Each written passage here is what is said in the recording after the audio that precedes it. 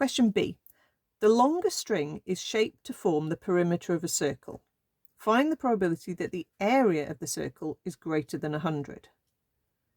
Okay, so you've got to think through this quite carefully. So your long piece of string is now formed into a circle. Okay, so the perimeter of the circle is the length of the string, which is x. Okay, but we also know that the perimeter of the circle, as a formula for circumference, is 2 pi r. Okay, so we've got that the r is, well, we don't know the r, but we'll need to have the r to get the area. Okay, so let's write down what we're trying to find, and we'll come back and see how we're going to use that fact. We want the probability that the area is greater than 100. Now, we all remember that the formula for area is pi r squared. So that means that we're allowed to tidy up an inequality inside a probability bracket. So we can divide by pi.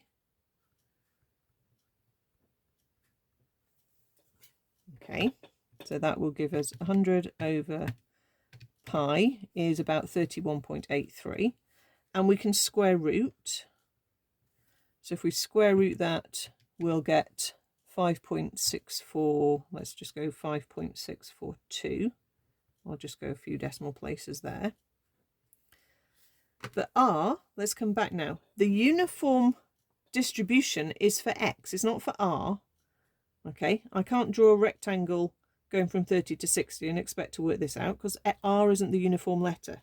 Okay, so what I need to do is turn this r into an x.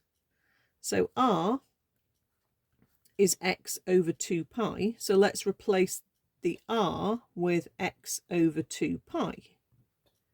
It's quite convoluted, this question.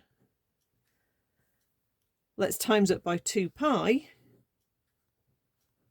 So what we're trying to do is get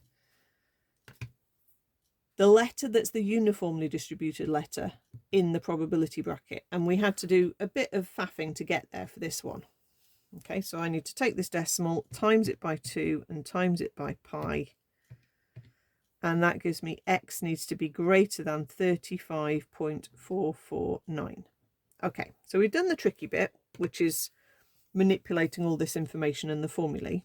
Okay, as long as my length of my string is more than 35.449, then the area of the circle will be greater than 100.